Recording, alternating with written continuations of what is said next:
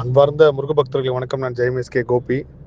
இந்த குரல் பதிவு எது சம்பந்தமானது அப்படின்னு பார்த்தீங்கன்னா, நாளை ஜனவரி 2, 2026 வெள்ளிக்கிழமை வேலூர் பயணம் எனக்கு முருகர் உத்தரவு கொடுத்துருக்காரு. வேலூரில் எங்கே வரேன் அப்படின்னு பார்த்தீங்கன்னா, காங்கேயநல்லூர் முருகர் அவரை தரிசிக்க வரேன். இந்த குரல் பதிவு வெறும் வாட்ஸ்அப் சேனல் மட்டும்தான் இருக்கும்.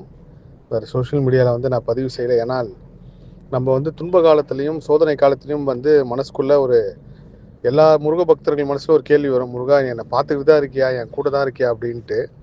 ஆனால் முருகர் நம்மளை சதா சர்வகாலமும் கண்காணிச்சிட்டு இருக்காரு.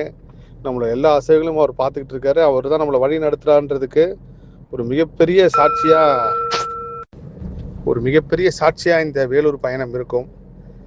இன்னும் அதை பற்றின பெருசாக விரிவாக சொல்லணும். ஆனால் நான் உண்மையிலே எந்த முருக பக்தர்கள்ட்டையும் தெரிவிக்காமல் போகணும் தான் என்னோட எண்ணம். ஆனால் இப்போது தியானம் முடிச்சதுக்கு அப்புறம் ஒரு உத்தரவு கிடைச்சிது. கண்டிப்பாக வேலூர் பயணத்தை நம்ம சொல்லிட்டு அங்கே வர முருக பக்தர்களை சந்திச்சுட்டு வரணும்ட்டு ஒரு மிகப்பெரிய ஒரு சக்தியை உலகத்துக்கு சொல்லவும், எப்படி பாம்பன் சுவாமிகள் அன்னையனார் பெருமான் மூலயமா ஒரு பெரிய அற்புதம் அதிசயம் நடந்ததோ, அதே மாதிரி ஒரு மிகப்பெரிய மகான் ஐயாவை நாளைக்கு தரிசனம் பண்ண போகிறேன். பெரிய சம்பவம் இருக்குது அதுக்கு பின்னாடி. எல்லாமே கந்தன் கருணையால் தான் நடந்திருக்கு.